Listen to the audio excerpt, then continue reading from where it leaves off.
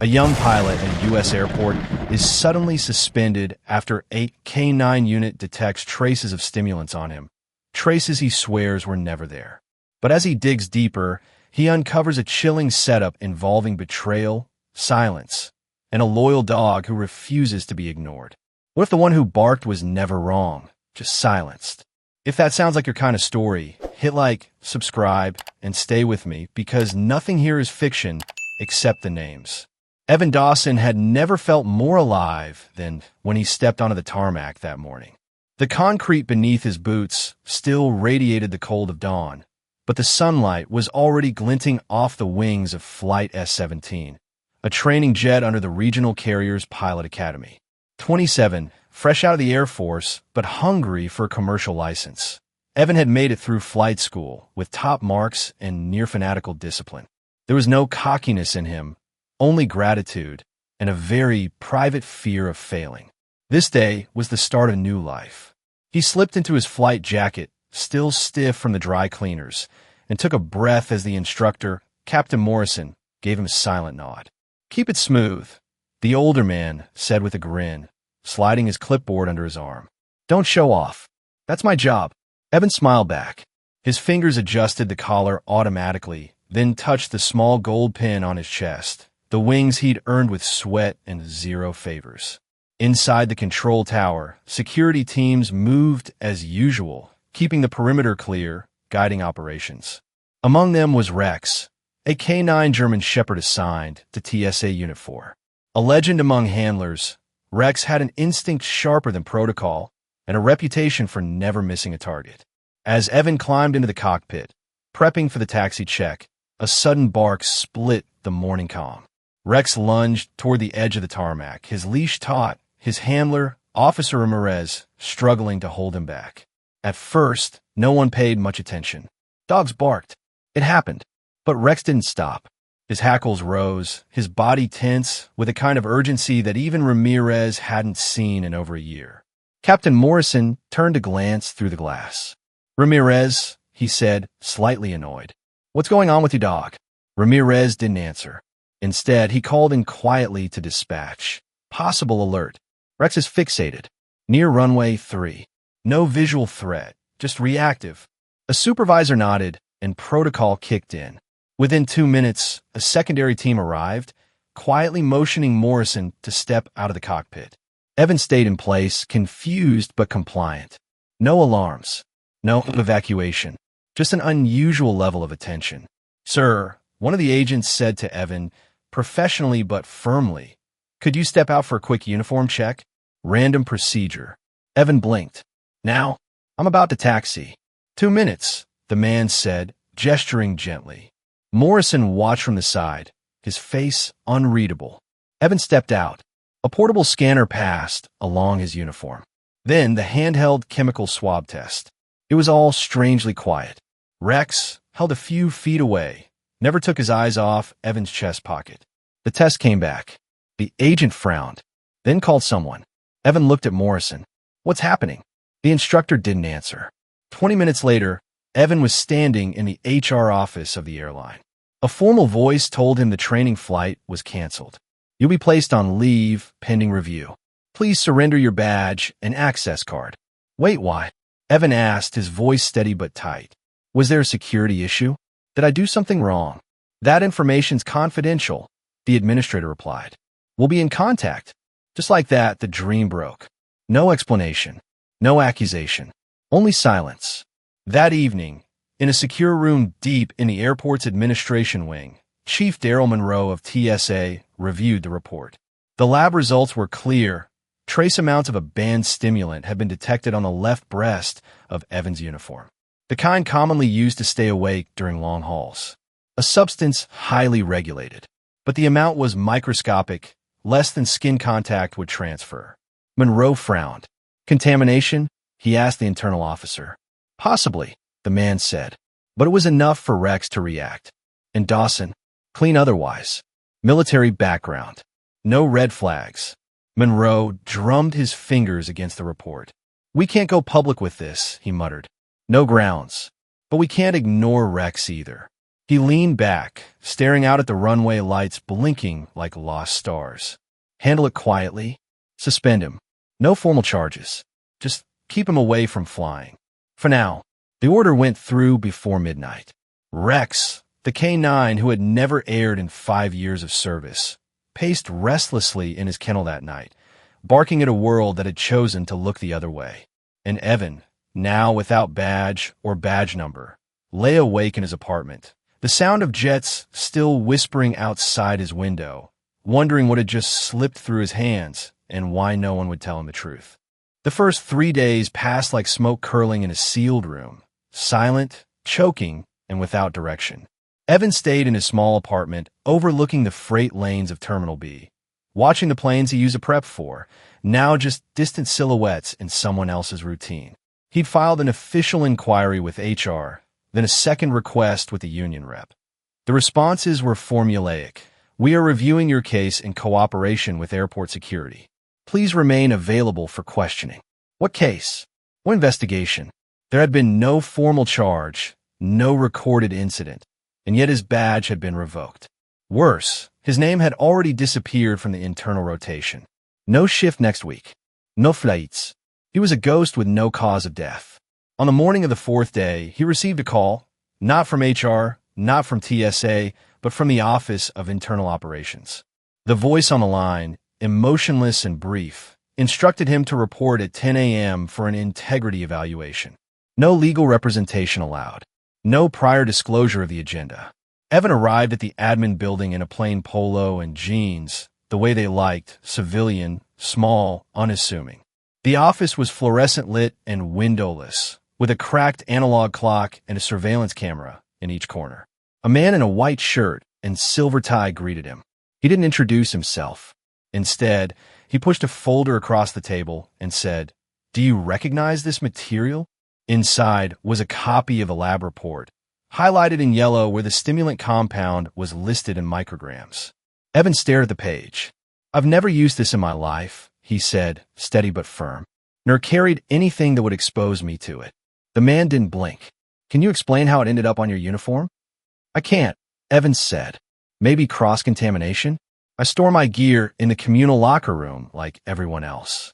No one mentioned any breach or warning before this. The man nodded once. "We check your locker. It was clean, but protocol requires us to continue observation." "Observation?" Evan echoed. "I'm not even on active duty." "Exactly," the man replied. That afternoon, he was escorted to a private room off the security corridor, a place typically used for physical screening of staff after flagged alerts. No one explained why he was there. A medical technician entered with a clipboard, nodded politely, and began a series of tests, swabs from under his nails, behind his ears, even from his phone and wallet. Each result came back negative, processed in real time. Blood work, clean. Skin contact, negative. Evan finally asked, "What are you trying to find?" The technician didn't meet his eyes. "We're just following the checklist." It wasn't an answer, it was a sentence. By the end of the second hour, Evan sat on the cold metal bench, unsure whether he was the suspect of a crime or a victim of someone else's design. What he knew, for certain now, was that whoever pulled the strings had access to layers above his clearance. It was only after he'd returned to his locker room to pick up a few personal items that something shifted. The place was empty, unusually quiet for midday, and smelled faintly of disinfectant and old metal. His locker had been left slightly ajar odd because he'd closed it tight that morning. No one else had access. He reached inside, checking the contents. Nothing was missing, but the zipper on his backup flight bag had been half opened. He froze, then zipped it shut again, calmly, as if nothing had happened. On his way out, a figure approached him from the end of the hallway, a maintenance badge, baggy uniform, clipboard in hand. The man looked barely over 20, acne scarring his chin, and eyes darting like a hunted animal. He passed Evan slowly, then whispered without stopping, "Careful who you trust in here. The one who sits next to you in the changing room? Watch your back." Then he was gone, swallowed by a corridor and a closing door. Evan turned around, stunned, unsure whether he'd misheard, but the words lingered like frost on glass. That night, Evan sat with his flight logs spread across the kitchen counter, reviewing every shift from the last 3 months. His locker placement had rotated, but for the past few weeks, his slot had been adjacent to Kyle Renner, a second-year co-pilot, older by 5 years, always pleasant but never personal. Kyle had a background in civilian charters and a resume that looked too polished to belong to someone still flying regional. Evan tried to remember the last conversation they'd had. It had been brief. Something about engine response time. Nothing memorable. But that's what bothered him. Kyle had always kept his locker door wide open, even during uniform changes, a show of transparency that now felt rehearsed. Was that the point? To seem harmless? Unmemorable? Evan pulled out a notepad and jotted down a name, Kyle Renner. Underlined it twice. He remembered now, a moment 3 weeks ago when his spare badge had gone missing for 30 minutes before reappearing in his locker. He chalked it up to his own absent-mindedness. But what if that was the start? Could someone have planted the stimulant on him? Or worse, used his uniform during downtime, knowing Rex would catch even trace exposure? The thought chilled him. The dog had no reason to lie, but neither did Evan. That left only a third player, someone manipulating both ends of the rope. He stared out the kitchen window, watching the landing lights flash rhythmically above the trees, trying to quiet the hum building in his chest. They had suspended him without reason, kept him under watch with clean tests, and now there was a warning whispered in the echo of fluorescent-lit hallways. This wasn't an accident. It was a setup, and if it started in the locker room, Evan didn't sleep that night. He sat with the lights off, his back to the wall, and the soft mechanical whir of the ceiling fan barely masking the churn in his thoughts.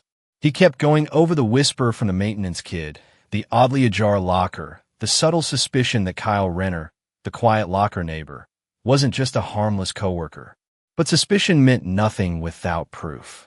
The next morning, Evan arrived at the airport not through the front, but via the underground employee entrance, an old habit from his Air Force days when blending into the background was sometimes the best form of presence. He still had access to the internal staff cafe and certain admin corridors, privileges not yet revoked due to bureaucratic delay. It was a loophole, and he knew it wouldn't last, but he had to use what time remained. His target was clear: security footage from the corridor outside the locker room, specifically the 2-hour window before his surprise internal check. If someone had planted the trace substance, if anyone had handled his uniform, it would be on that feed. He stopped by IT Services, where he had once done a 3-day rotation shadowing during his onboarding year. A name he remembered, Jen, mid-30s, always polite, kept a Funko Pop of a helmeted pilot on her desk. She barely looked up when Evan entered, too absorbed in whatever server she was remoting into. "I'm not supposed to let anyone in today," she muttered. "We've got bandwidth issues on Level D." Evan offered a casual smile. "I know. I just need a quick glance at the locker hallway feed from last week. Timestamp: 07:15 to 09:15 on the 21st. Her fingers paused above her keyboard. "You're not on shift," she said, glancing up. "Aren't you suspended or something?" "Mistake," he replied, keeping his tone light. "Clearing it up. You be helping me get back in the air." She hesitated, then nodded slightly, spinning her monitor toward him. "Don't touch anything." The archive UI was familiar. Evan navigated by memory, clicking the labeled blocks for Hallway 3B, Locker Corridor North. The footage loaded with a delay, a loading bar crawling across the screen like it resented the task. But when the file finally opened, it was blank. No image. No timestamp. Just a black screen with red text in the upper corner. Data unavailable. Frame loss detected. Evan frowned. That's not right. This is one of the core corridors. The cameras never fail here. Jen leaned in. Sometimes they do. Power dips, bad write, or someone accidentally overwrote the feed with a manual recording.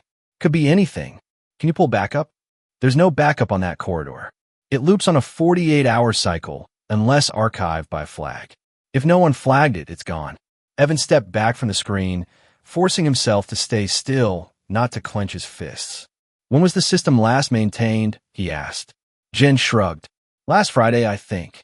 But I wasn't on that shift." She studied him for a second, lowering her voice. "Why do you care so much? What happened to you?" Evan gave her a look half weary, half warning. Nothing I can explain. Yet, he left the office with a deeper chill in his spine. The most critical window of time, the single angle that could have cleared his name, was conveniently corrupted. But the universe, he was beginning to realize, had a strange way of giving back just enough when you looked hard enough. That night, a strange ping hit his tablet, a shared file notification through the old internal comms app, a remnant from COVID-era remote briefings that few pilots still used. No name, no subject line, just a .mp4 file titled 3b_clip_early.mp4. Evan downloaded it without hesitation. It was only 28 seconds long, low resolution, grainy in quality, clearly pulled from a security system, but not the official one. Maybe a test feed or a maintenance diagnostic cam. The view was angled slightly above eye level, facing the entrance to the locker corridor from the north stairwell. The timestamp read 6 hours, 13 minutes, and 44 seconds, almost an hour before his internal check had taken place. Evan watched the footage with his breath caught in his throat. A figure entered frame, a man, tall, lean, wearing an orange reflective vest like the ground crew or maintenance techs. His face wasn't visible, hidden beneath a hoodie and turned from the camera. In his hand, loosely gripped, was a navy blue pilot's flight jacket, one with a patch on the shoulder that Evan immediately recognized as his own. The man walked swiftly toward the far left locker column, paused, glanced around, then ducked into the corner, just barely out of view. 12 seconds later, he walked out empty-handed. The jacket was no longer with him. The figure never looked up, never looked back. Then the feed cut. Evan stared at the final frame, rewinding, pausing, advancing. The quality was too low to confirm identity, but the body language, the way the man walked, the slight limp on the left leg, the tilt of the head, something about it felt familiar. He remembered a minor injury Kyle had complained about 2 weeks ago after a morning gym run. "Tweaked my ankle a bit," Kyle had said, grinning like it was nothing. It hadn't seemed important then. It was vital now. Evan copied the clip onto a USB drive, backed it up in cloud storage, then deleted the notification. He didn't know who had sent it, but someone in the system had seen what happened and was trying to help him in secret. The next morning, Evan tried to bring up the video quietly through unofficial channels. He logged into an older crew forum where active and former employees often vented anonymously. Posting the clip was too risky, but he referenced the timestamp, asked if anyone else had seen odd access around the lockers that day. No replies. But 10 minutes later, a private message appeared from a user named Avi8TorGhost, a handle Evan didn't recognize. It read, "I saw it too, but they wiped the footage. Don't trust your locker. Don't trust him." Then it vanished. The account deleted. Evan wasn't supposed to be anywhere near the secure areas. Not after the temporary badge revocation and the frozen status in HR system. But the emergency drill happening that morning had opened up an unexpected path. With dozens of airport personnel participating in the simulation, including security teams, ground staff, emergency responders, and a few volunteer off-duty employees, Evan quietly blended in under a leftover operations vest and used the moment to walk through a corridor just outside the customs secondary screening area, the same place he'd once passed daily on his way to the flight-ready lounge. His face was still known, but in the chaos of the exercise, familiarity was a kind of cloak. He wasn't officially on the roster. No one asked why he was there. He simply moved with purpose and stayed within earshot of anything worth catching. He didn't expect to see Rex that morning. The K9 was usually stationed near the baggage claims or the security control zones, not where simulation participants gathered. But there he was, standing tall next to Officer Ramirez, for slightly damp from the early rain, his stance focused and alert. Evan kept his distance at first, pretending to check a clipboard he'd picked up from a supply shelf, only glancing when he thought no one would notice. But Rex noticed. The dog's ears twitched. His body shifted. Within seconds, his posture changed entirely. Evan saw the sudden tension in the dog's back legs, the slight rise of hackles, the fixed stare. And then, just like that morning weeks ago, Rex growled, a deep, low vibration that seemed to come from somewhere below the floor itself. Ramirez snapped to attention, immediately following protocol. Rex, hail, identify. But the dog didn't move away. Instead, he pulled toward Evan with such force that Ramirez had to take 3 quick steps to stay upright.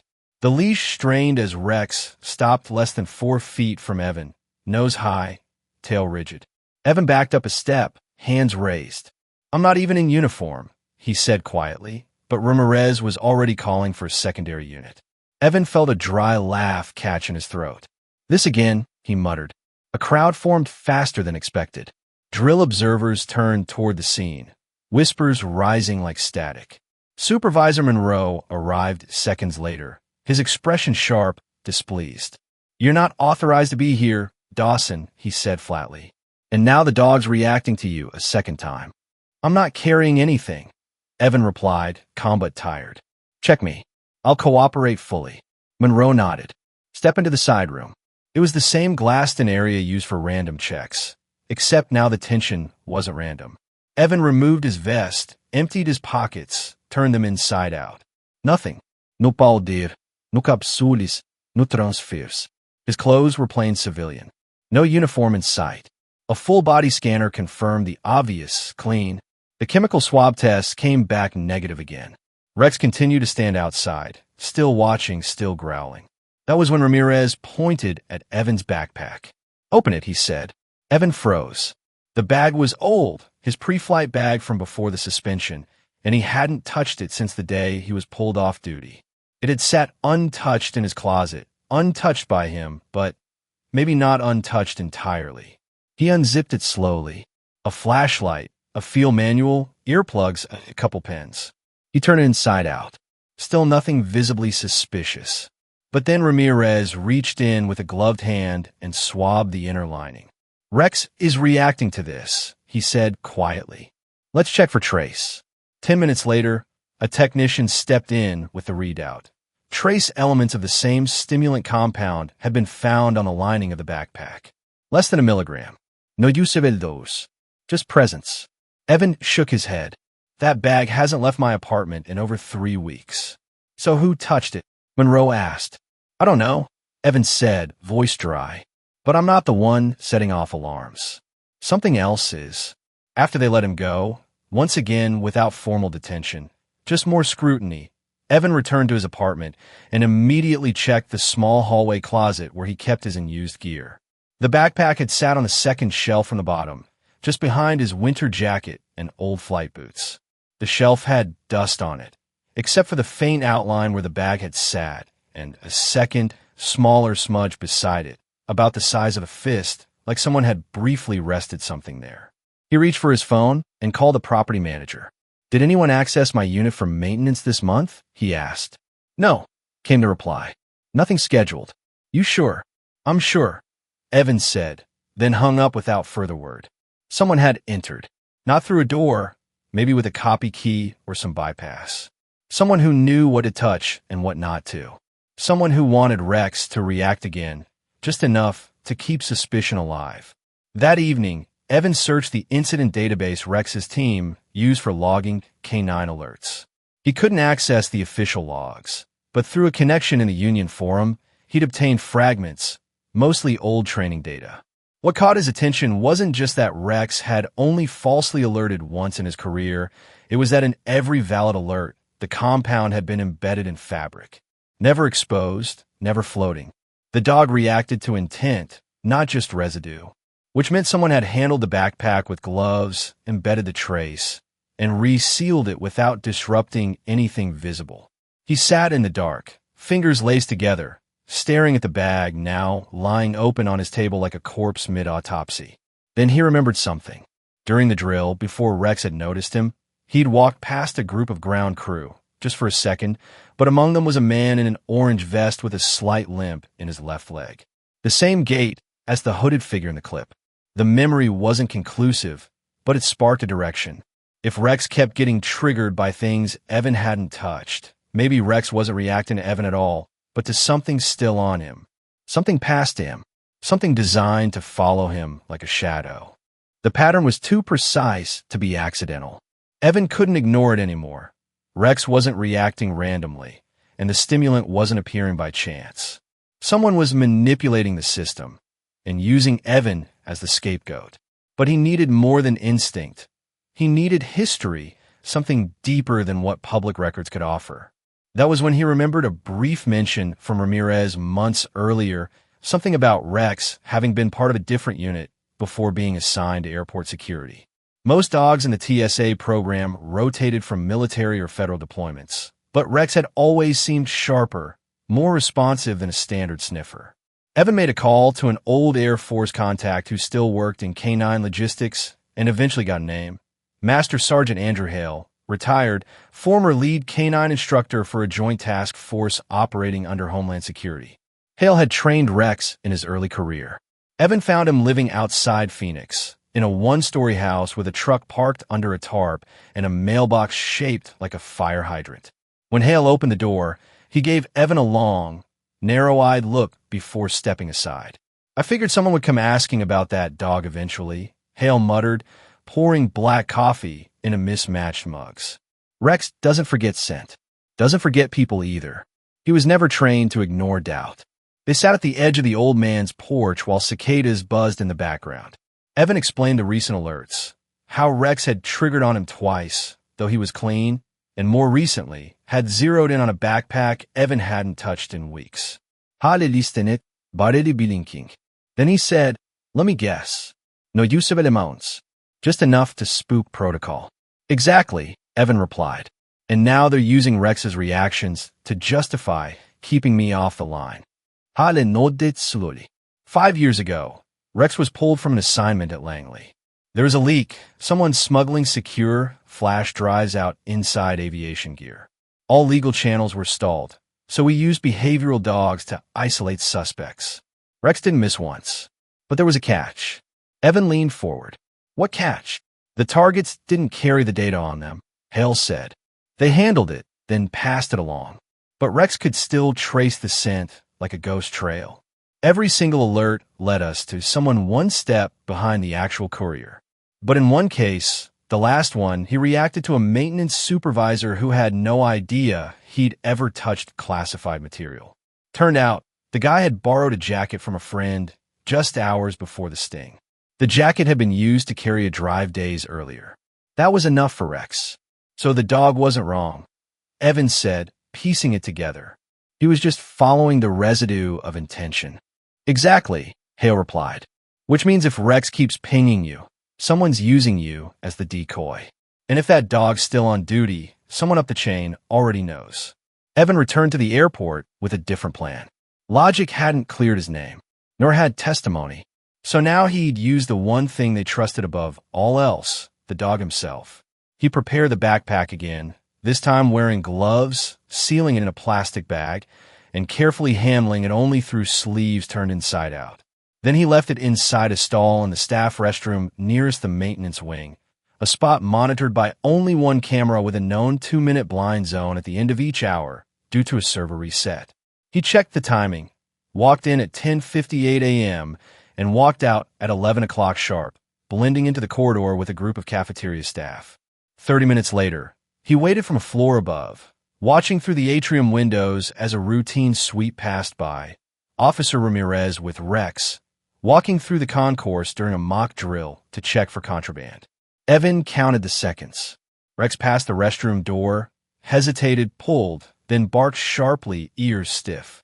Ramirez stopped immediately. "Alert!" He called into his radio. "North corridor, maintenance access restroom. Rex is fixating." Within minutes, security personnel arrived, and the area was cordoned off. But this time, Evan watched what happened next with a camera of his own, a micro-recorder sewn into his jacket sleeve, something he'd picked up years ago for side training, now finally useful. The sweep team retrieved the bag, tested it, and confirmed trace presence again.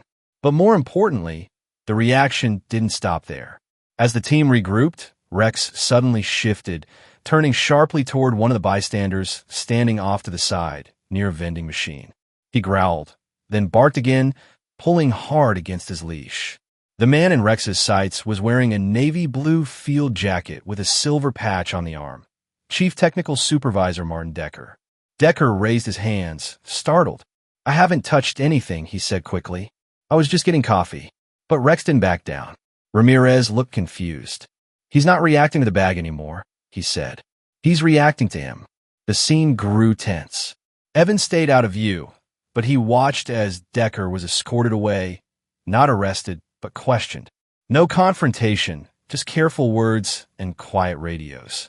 The official report would likely say it was a false positive or procedural overreach, but Evan had already uploaded the footage to a private drive.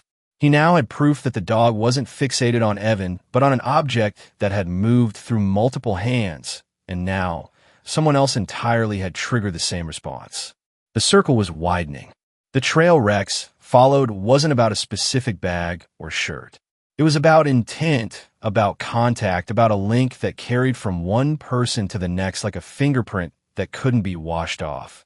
And now, the fingerprint had landed on someone far higher up the chain than expected, someone with access to every piece of aircraft maintenance, to every flight schedule, and to the lockers used by junior pilots before each shift. If Decker was involved, or even just unknowingly compromised, then the pattern wasn't isolated. It was embedded. Evan knew he'd just exposed the edge of something larger. But he also knew they'd move faster now, whoever they were. They'd seen what he did, and they wouldn't let it slide quietly. The days that followed Decker's incident were strangely quiet, too quiet, as if the airport itself had entered a state of managed stillness. Evan had expected ripple effects, internal emails, whispered rumors in hallways, maybe even an inquiry into how a lead technician had been flagged by a K9 during a drill. Instead, nothing. No notice. No changes in procedure. It was as if the moment had been erased, even as it was happening. But Evan had the video. He watched it twice a day now, each time with more precision, noting how Decker had positioned himself near the bag, how his hands were tucked in his jacket pockets, how he glanced twice toward the security camera before Rex reacted. There was something off about that stillness. Not guilt, but familiarity. Decker hadn't been shocked. He'd been caught rehearsing a lie that had never been spoken aloud.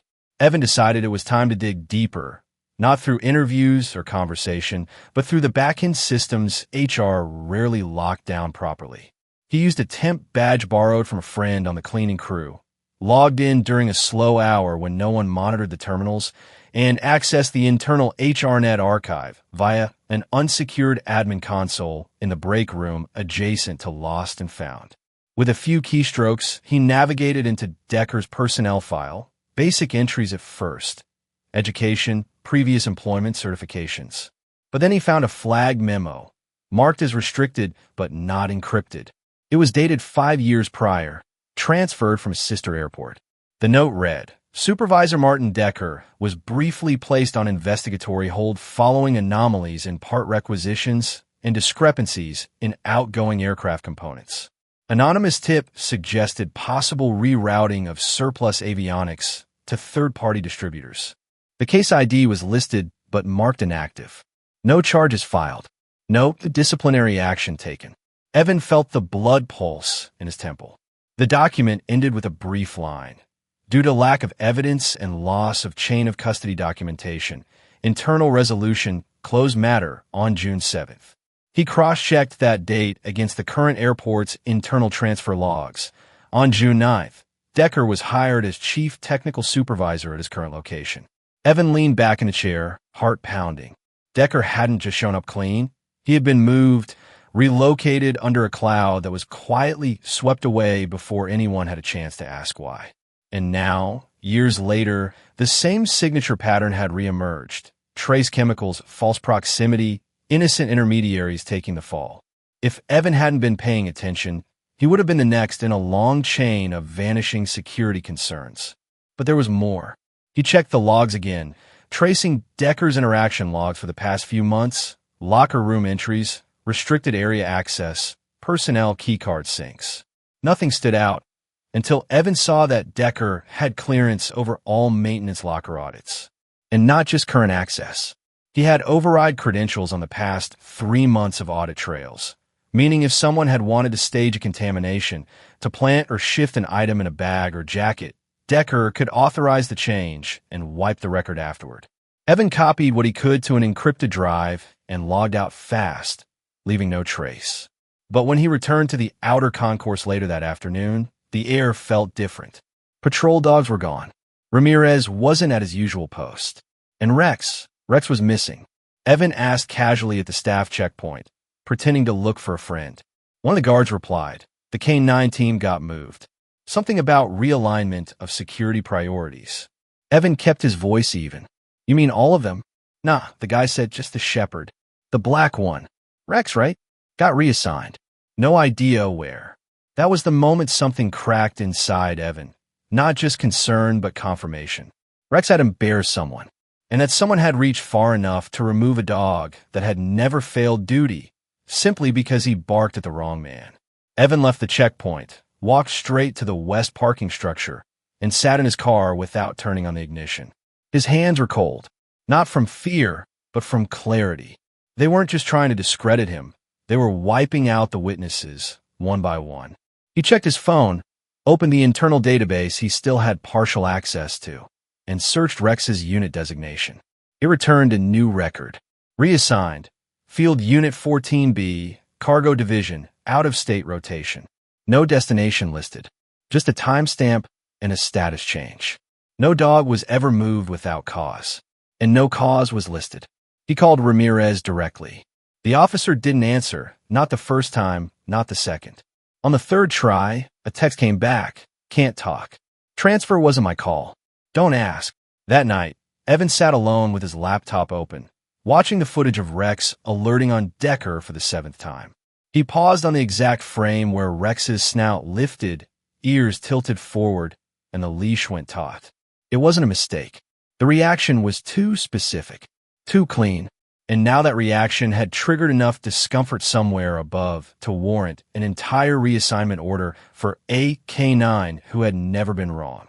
He pulled up an old flight schedule from the day before his first suspension, traced the rotation of maintenance crews in Terminal D, and highlighted every name that appeared twice before and after his locker was accessed. The list was short. Decker was on it. So were 2 junior techs Evan had never interacted with. But it was Decker who stood in every circle at every intersection. Evan stared at the screen, jaw clenched. They had moved the dog, erased the footage, blocked every route to accountability. But they had made a mistake. They'd underestimated what happened when someone had nothing left to protect but the truth. The night after discovering Rex had been removed from the airport, Evan made the decision he'd been circling for weeks. It was past time to go beyond internal channels or quietly gathering evidence. The system around him had already shown its ability to bury truths with clinical efficiency. What he needed now was a force that existed outside that system. He opened a secure browser, connected through a VPN routed through 3 different countries, and began drafting an anonymous report to the FAA's Aviation Corruption and Misconduct Division. He didn't use names yet, but he outlined every incident, timestamp, anomaly, every pattern from the tampered footage to the chemical alerts to the sudden reassignment of the dog. He mentioned Decker only as a senior technical figure and referenced his prior record. He kept the language factual, the tone cold. There was no request for help, only exposure. At the end, he attached the security video, Rex reacting to Decker, and the partial HR memo about the past allegations. He hit send just after 3 a.m., then closed the laptop and sat in the dark for a long time, listening to the refrigerator hum and the distant sounds of early traffic rolling like waves outside the window. He told no one what he'd done. For 5 days, nothing happened. No emails. No unusual activity at the airport. Evan continued to work in shadows, watching Decker from a distance, noting that he'd grown quieter, more guarded. Whatever pressure had been placed on the upper ranks, it hadn't yet broken the surface. Then, on the 7th morning, his mother called. It was unusual. She typically messaged first, but this time she called outright. Her voice, when he picked up, was tight. "Evan," she said, "I got something strange at work." She was a nurse at a private clinic, far from the airport world. "It was in my locker this morning. An envelope. No return name. Just my name typed on a sticker." "What was inside?" Evan asked, already standing. She hesitated. "A photo. Of you. Standing near a plane. And a note. Typed. It said, 'Tell your son to stop. Quit your job. or you'll both disappear." Evan froze, his stomach folding into itself. "Did you tell anyone?" "No," she whispered. "Should I call the police?" "No," Evan said quickly, then softened. "Not yet. Let me handle it." He hung up and didn't move for a long time. That afternoon, Evan returned to the one person at the airport he still thought might be clean, Ryan Carter, his closest friend since the academy, now a certified co-pilot on domestic mid-range routes. They hadn't spoken directly since the suspension, but Evan had seen him from afar, catching his glance once in a briefing room hallway. Ryan had looked away too fast. Now, Evan waited in the parking lot behind the auxiliary hangars, the place they used to run drills when they were cadets. When Ryan finally arrived, wearing his gray zip-up uniform top and ball cap, he didn't look surprised. "Just tired." "I figured you'd come," Ryan said, eyes shifting. Evan got straight to it. "Why didn't you reach out?" Ryan sighed. "Because I didn't know what to say." "Then say it now," Evan said. "You knew something was happening. You knew I was being set up. What aren't you telling me?" Ryan leaned against the side of his car, then pulled out a pack of gum with shaking hands. 3 days before your check, I got called into a private briefing," he said. "Not by the chief, but by someone from the audit division. They said they needed to test a new protocol, compliance under pressure. Told me you were going to be part of a routine sweep, and they needed a control subject." Evan narrowed his eyes. "Control for what?" "To see if Rex would respond under indirect exposure," Ryan muttered. "They gave me a small patch. Said it was a dummy scent used in training. Said to put it in your flight jacket, on the left breast pocket, the day before your sim." Evan felt his jaw lock. "Did you do it?" Ryan didn't answer right away. Then, nodding slowly, he said, "I thought it was harmless. I thought they were testing you for something minor. I didn't know they were going to suspend you. I didn't know it was real." "You didn't know?" Evan said sharply. "Or you didn't want to know?" Ryan looked away. "They said if I didn't help, I'd be bumped off the international rotation. Grounded for months. You know how tight the queue is. So you sold me out to stay in the air," Evan said, voice flat.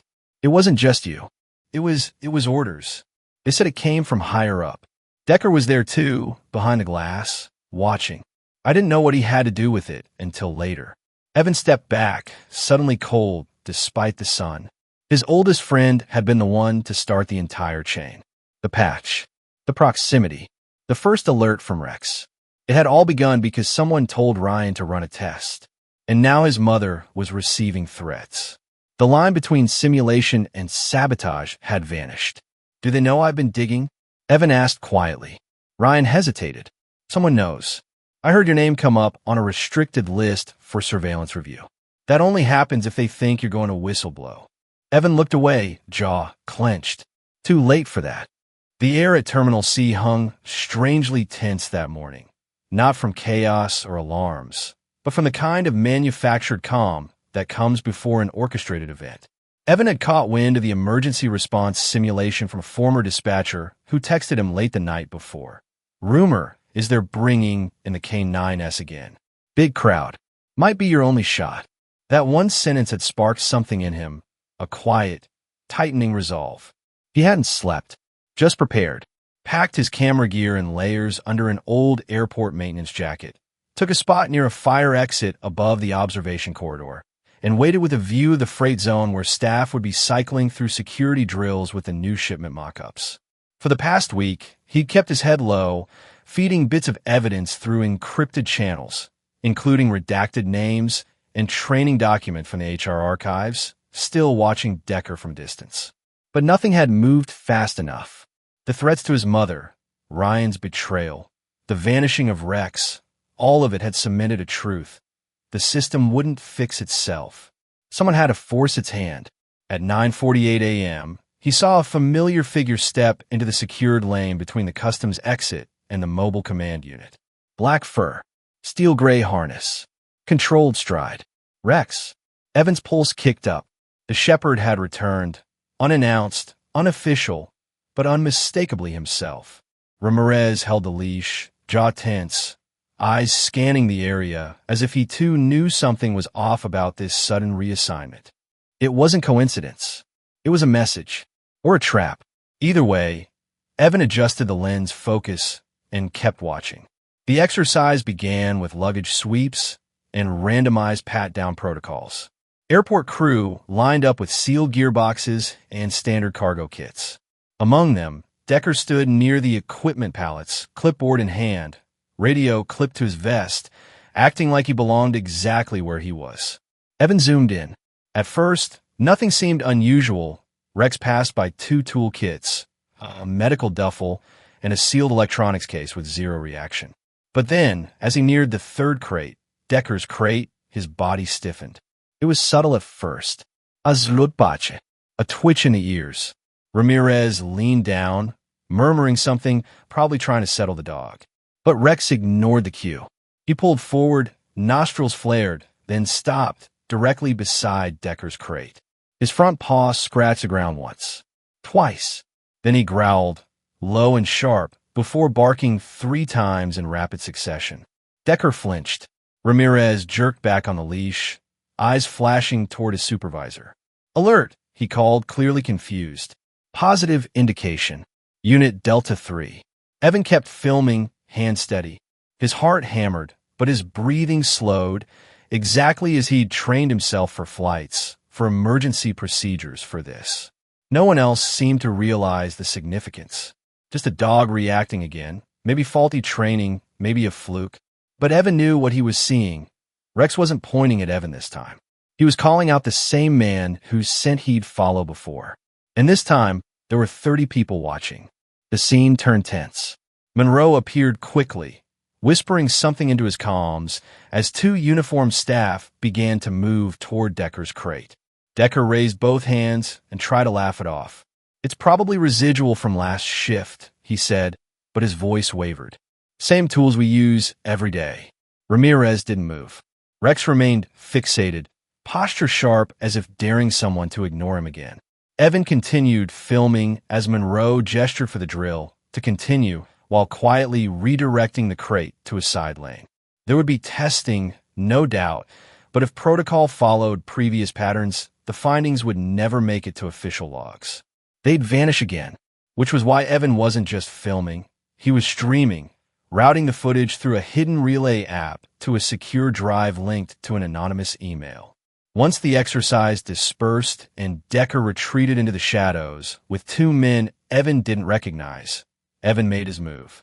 He slipped out the side stairwell, walked calmly to the East Terminal Cafe, and uploaded the raw video file from his camera card to a local drive in the back of the building. Then, from a separate burner device, he composed a short email with a generic subject line. Footage, Airport K9 Security, Alert, Unfiltered. The recipients weren't officials. They weren't even lawyers. They were 2 investigative reporters at the Los Angeles Standard, one of whom had built a career on whistleblower cases inside the Department of Transportation. Evan attached the video, included a short description, just facts. Time, location, event identifiers, the dog's previous removal, and Decker's name with the old personnel note. He signed it only with initials and hit send. He didn't wait for confirmation. Instead, he turned off the phone, snapped the SIM, and dropped the device into the nearest trash can beside Gate C-17. Outside, planes rolled past like nothing had happened. Inside, Evan felt the first flicker of something he hadn't allowed himself to feel in weeks. Not vindication, not revenge, just clarity. Something had shifted. He hadn't just survived the fire. He'd set a control burn. That night, the video began to circulate in niche security forums before hitting public boards. The title varied. Dog exposes cover-up? TSA dog flags same man twice. Maintenance chief under scrutiny again? It was enough. The headlines weren't the whole story, but they cracked the wall. Evan didn't check the news directly. He simply sat alone on the top level of the long-term parking garage, watching the sun fall behind the far runway, and knew that someone out there had finally seen what the system tried to hide. The email had done what Evan alone could not. Within 48 hours, media pressure forced the airport authority to issue a formal statement. They downplayed it at first, a procedural anomaly during a routine drill, nothing more, but public scrutiny didn't loosen. Reporters swarmed the terminal. Headlines multiplied. By the end of the week, the FAA dispatched a federal oversight team. Not the kind that showed up in suits and sat in conference rooms, but the kind that walked the halls with tablet scanners and pulled tapes at 3 a.m. without warning. Evan watched it all unfold from the sidelines, careful not to draw attention back to himself. It wasn't about revenge anymore. It was about letting the truth, long buried, find the oxygen it needed to ignite. He wasn't sure when it happened exactly, but at some point, people started treating him differently, not with suspicion, but with quiet nods and longer glances. His presence no longer felt like a risk. It felt like proof that the system could be cracked. The turning point came on a Tuesday morning, 11 days after the simulation. A tech from the FAA's digital forensics team stumbled upon a cluster of security footage not stored in the main database, but in a temporary backup cloud set up during a firewall upgrade the month before. It had been overlooked during previous audits because it wasn't labeled correctly. Inside, among archived rotation feeds and procedural drills, was a 7-minute clip from the locker corridor, dated the morning of Evan's first investigation. The footage showed a man entering the hallway with an override badge. He opened Evan's locker, reached in with gloved hands, inserted something into the lining of the flight jacket, then closed the door. The timestamp matched exactly 1 hour and 5 minutes before Rex's alert. The identity of the man wasn't concealed. The camera caught his face clearly as he turned. Deputy Director Paul Hendricks, head of airport security compliance. The clip exploded across internal channels. FAA investigators took less than 2 hours to cross-reference access logs and confirm Hendricks had used an emergency override code to disable camera coverage in other areas, but forgot the maintenance team had temporarily rerouted hallway feeds for storage tests. A blind spot undone by an unscheduled systems check. By noon, Hendricks was suspended pending federal inquiry. Decker, whose name now appeared in half a dozen procurement irregularities, was quietly escorted from the premises under protective watch. A full audit of cargo manifests from the last 18 months began that same afternoon. Evan didn't celebrate. He didn't smile. He just stood in the same hallway, now marked with yellow tape, and stared at the locker door that had once held his career and nearly cost him his freedom. It wasn't until 3 days later that Ramirez found him leaning against a wall outside the K9 unit's break room. "You're going to want to hear this," he said, motioning for Evan to follow. Inside, the unit commander stood with a clipboard, eyes sharp but not unkind. "Rex is coming back," he said simply. "There's a reassignment order effective tomorrow. Field active, standard patrol rotation." Evan nodded slowly. "Good. He deserves that." The commander smiled just slightly. "He's not coming back with Ramirez." Evan blinked. "What do you mean?" The commander extended the clipboard. "Request from upstairs. With your reinstatement confirmed, and given the unique bond you two have demonstrated, there's an offer on the table." Evan looked down at the form. "Handler transfer authorization. Name, Evan Dawson. Unit partner, K9-45/Rex. Clearance, approved." He held the clipboard in both hands for a moment, not speaking. The words didn't fully settle until he felt Rex's weight lean against his leg. The shepherd had walked in silently. No leash, no hesitation. Evan dropped to one knee. Rex's eyes met his steady and bright. For a long moment, they didn't move. Then Rex pressed his head against Evan's shoulder, just once with a gentle thump. The room stayed quiet.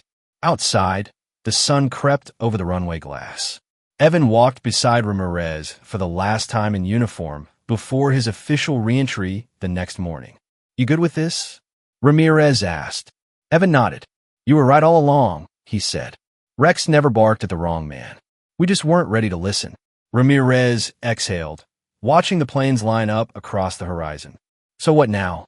Evan looked toward the security gate, where officers were now walking drills under close supervision, where the camera feeds were being audited live, and where no one could sneak past unnoticed anymore. "Now we finish what they tried to bury," he said. "We walk back in. Not quiet, but right." The conference room was quieter than expected for a national press event, the kind with camera crews lined along the far wall, reporters balancing notepads and smartphones, an FAA insignia set against the blue and white backdrop behind the podium. Evan stood just out of frame, not in uniform but in a clean, slate gray suit, the first he'd worn in months, his posture straight but without stiffness. At his side sat Rex, black coat brushed, harness polished, gaze forward and patient. They had both been through storms that didn't show in photographs.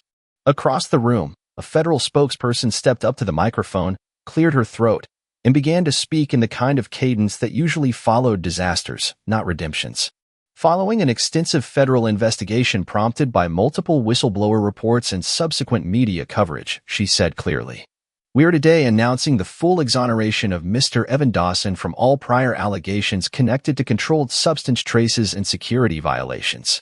The evidence now confirms Mr. Dawson was the target of a coordinated internal cover-up, orchestrated by former airport officials, currently under indictment." The room remained silent except for the scribble of pens. She continued, "Additionally, in light of recent findings, we are reopening every archived alert case involving K9 Unit K9-45, codename Rex. Our preliminary review concludes that no documented alert made by Rex during his tenure was in error. The conclusion is simple. The dog wasn't mistaken. He was silenced." Cameras flashed then. Someone murmured about time under their breath.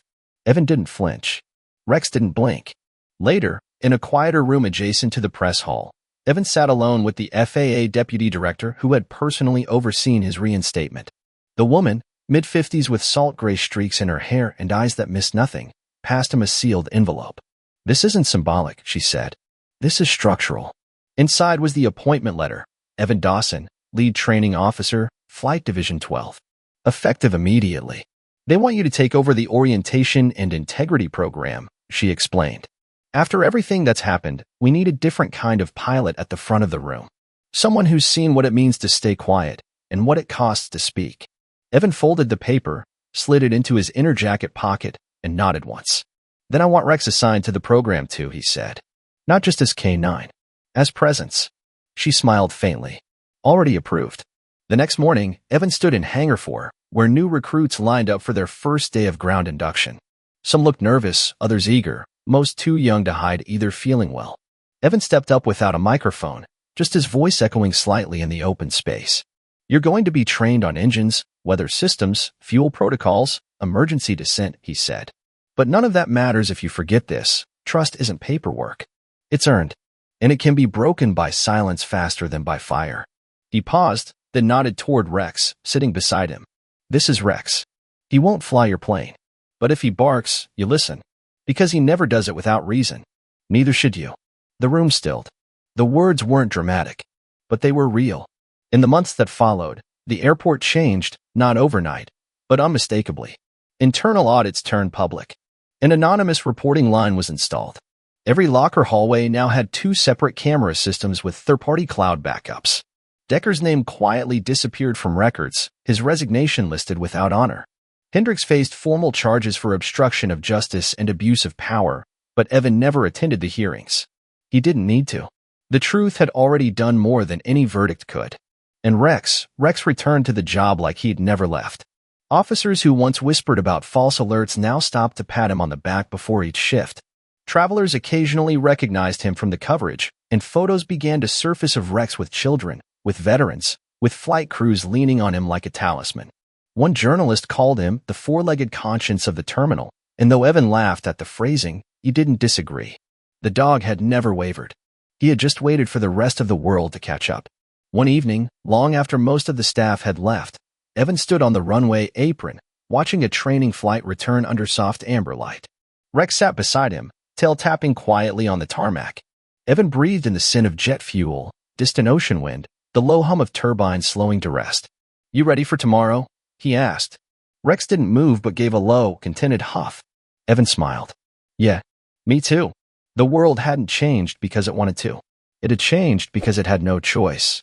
And now, walking side by side across the tarmac, a pilot and his dog carried with them something no system could manufacture: earned trust, tested truth, and a quiet, undeniable justice. If you've made it this far, thank you for reading. If the story moved you, consider liking and subscribing so you won't miss what's coming next. I'd love to hear your thoughts. What part hit you the hardest? Which twist caught you off guard?